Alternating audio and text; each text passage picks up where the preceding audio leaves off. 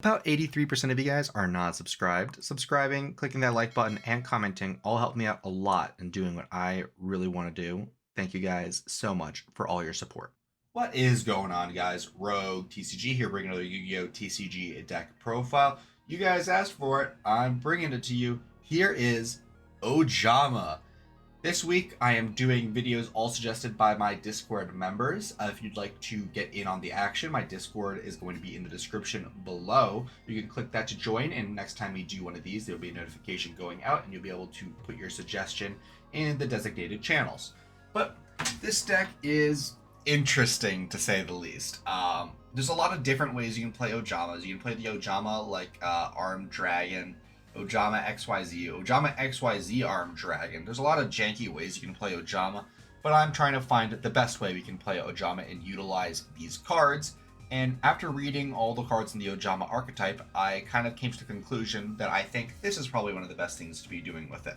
So I bring OJAMA Tri-Brigade. So now you might be saying, Tri-Brigade, again, is every single janky Beast Warrior, or Winged Beast archetype just allocated to Tri-Brigade's like off day?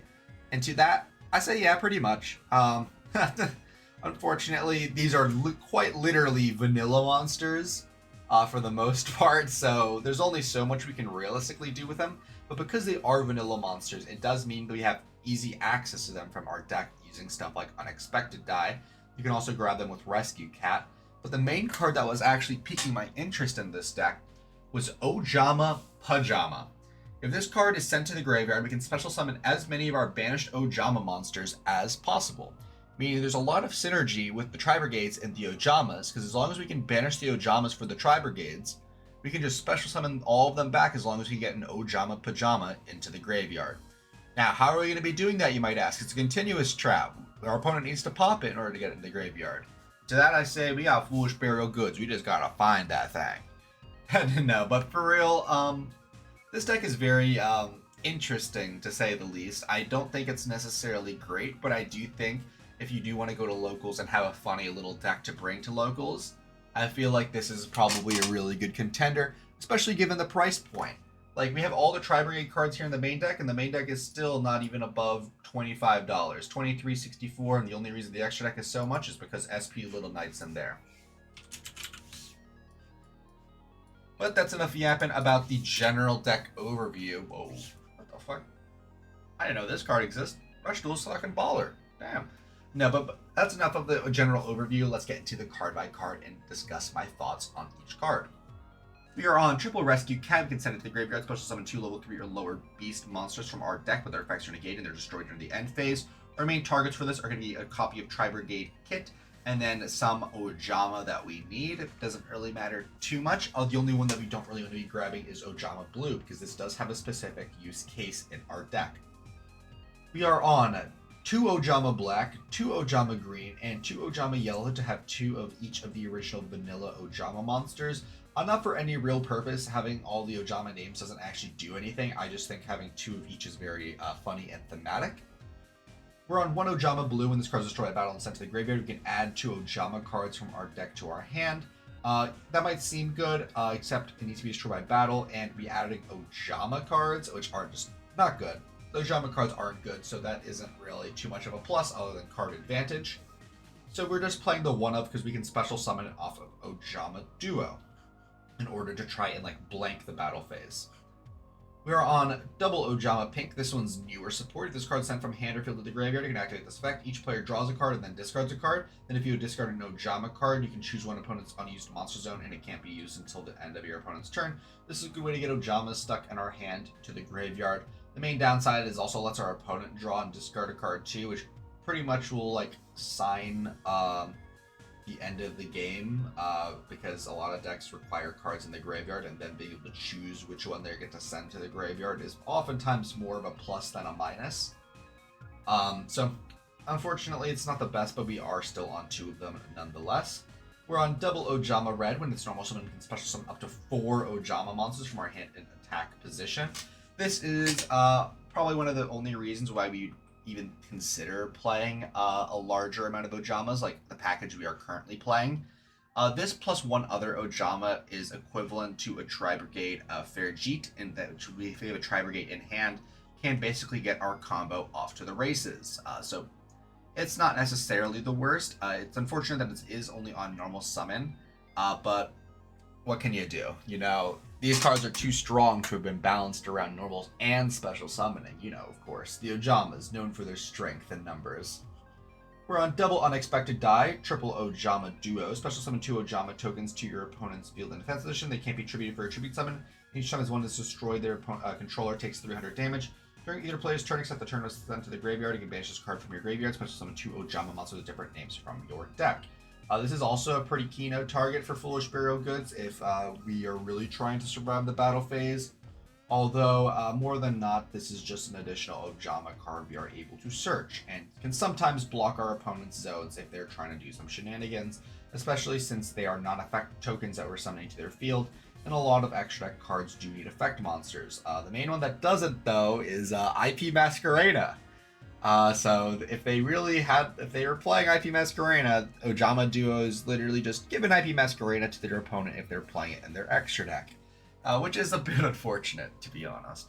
I already went over OJAMA Pajama, so I'm just going to go over it real briefly. Its first effect is our Armed Dragon or Light Machine Fusion related effect, allowing us to protect it by banishing OJAMA from our hand, face up, field, or graveyard instead. So if we are playing those decks, this card's quite good. It's just like a Baylegs for him.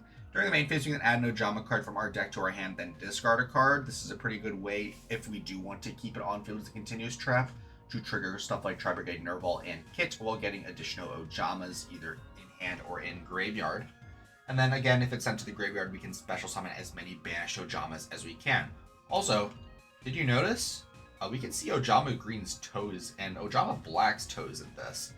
I just noticed that now. I don't think I'm ever going to forget that. Let's save that card. We are on a triple Foolish Burial Goods, again, to send Duo or Pajama.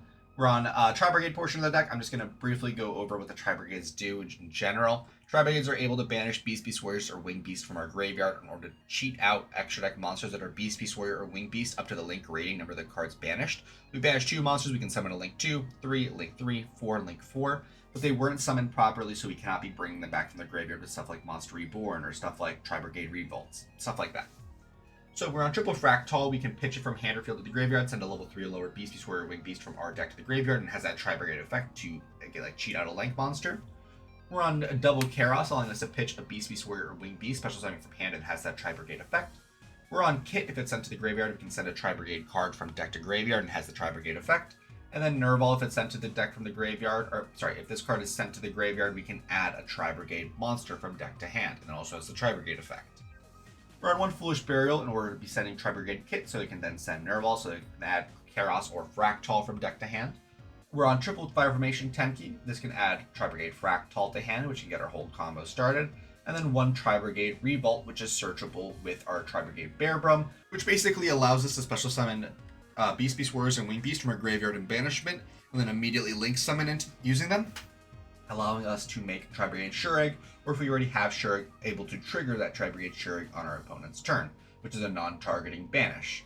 But that's it for the main deck, and I saw at 40. We're not playing any hand traps because hand traps are expensive. Now let's go on to our extra deck. Speaking of expensive, 1 SP Little Knight, 1 Link Spider because we are playing normal monsters and it can let us Link climb, especially into an SP Little Knight since Link Spider is a Link monster. 1 IP Masquerena, again for SP Little Knight. 1 Ancient Warriors, both double Dragon Lords, the Beast Warrior that we can special summon off the Tri-Brigades, and it's just a bounce. 1 Sprite Sprint, all the OJAMAs are 2s, so we can use this in order to send a Tri-Brigade Kit to then send a Nerval to then, add stuff. But it does, it can't be used as Link material the turn it is summoned. So it'll have to stay on board, but it has a neat little effect related to Xyz monsters, which we are actually playing. We're on double Fairjeet, the Baron Blossom, 2 Beast Warriors and Wing Beasts. During our main phase, we can special summon a level 4 or lower Beast Warrior or Wing Beast from our hand, and we can't use monsters for Link material for the rest of the turn except for Beast Warriors or Wing Beast monsters. If this card's sent to the graveyard, we can draw 1 card and place 1 card from our hand on the bottom of the deck, and you can use its effective Tri-Brigade Fairjeet Baron Blossom once per turn. We're on 1 Tri-Brigade Bearbrum, the Rampant Rampager. If it's sent to the graveyard, we can add a Revolt to hand and then put a card from hand on bottom. Just a way to add Revolt. I'm not even bothered going over the other effect because it allows us to special summon banished Beast Warriors, Beasts, and Wing Beasts. We're on 1 Rugal. This is just a target. It can special summon a card from graveyard during our opponent's turn, and if they choose not to remove it, it gets bounced back to our hand, just getting us cards back from graveyard to hand. And also able to trigger our Sure Egg if we do have it on field already. 1 Desperate Doom Eagle. This is just a way to hate graveyards and shuffle cards, monsters specifically, back into the deck.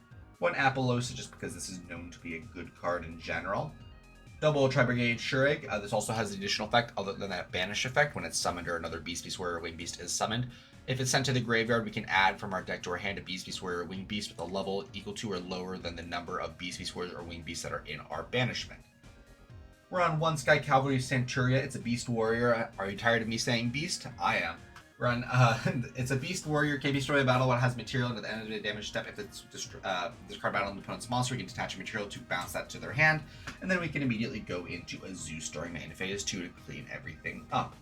But that's about it for this profile. I think this is honestly a really cute idea, especially with the OJAMA Pajama functionally acting like a soul charge from banishment, which can sometimes just allow you to, you use 2 of them, you make an IP Masquerena, you use like 2 more to make, I don't know, Sprite Sprint, something along those lines, and just kind of pop off. But that's just kind of the idea of the deck. How much it actually works in practice is kind of a little bit up in the air, but we do have the Tri-Brigade cards, and the Ojamas aren't so bad where there's the degree where we're just normal summoning a normal monster and passing. As long as we can get 2 monsters on field, we can pretty easily access our Tri-Brigade combo, as long as we can get to Farrajeet, and we have a Tri-Brigade in hand, of course. But we are playing more than enough Tri-Brigades in our deck in order to kind of guarantee the fact that we're going to be seeing a Tri-Brigade or a Tri-Brigade related card. So we shouldn't be too concerned about that. But thank you all so much for watching. If you still are, please give me your thoughts about Ojamas in the graveyard now in the comments below. I know I really wanted to build the Zone Lockout Ojama King, Ojama Knight thing, but it just really is not feasible in the slightest. But it is very, very funny. But that's about it for me, and I'll be seeing you all later. Bye-bye! Thank you guys so much for watching the video. If you wanted to talk to more Yu-Gi-Oh! Players like yourself, I would highly recommend checking out our Discord server. Link is going to be in the description, as well as the QR code on screen. We do talk somewhat frequently about Yu-Gi-Oh! And the current meta, so I would really enjoy to see you there. As well as we do recently now have channel memberships available on our YouTube channel, where we have 3 different tiers. We have Super Supporter at $2 a month, where you get loyalty badges, emojis, guaranteed comment responses, a shout out at the end of every video, as well as access to the members only Discord channel, where you get early sneak peeks at future videos. There is the Giga Supporter at $5 a month, where you have early access to all new videos about a day or 2 before they go up, as well as all the previous offers. And for $15 a month, we do have our final tier, which is going to be Femboy Fanatic. You get a guaranteed customized video every single month, as well as 1 hour of my time. Could be for anything you'd like. You want a duel? Absolutely. You want me to help build the deck? Absolutely. You want to play some Helldivers? Sure. I'll do anything for an hour once a month. But supporting does help me out quite a lot, and it does help me produce all of these videos. So thank you guys so much for watching, and I'll be seeing y'all later. Bye-bye.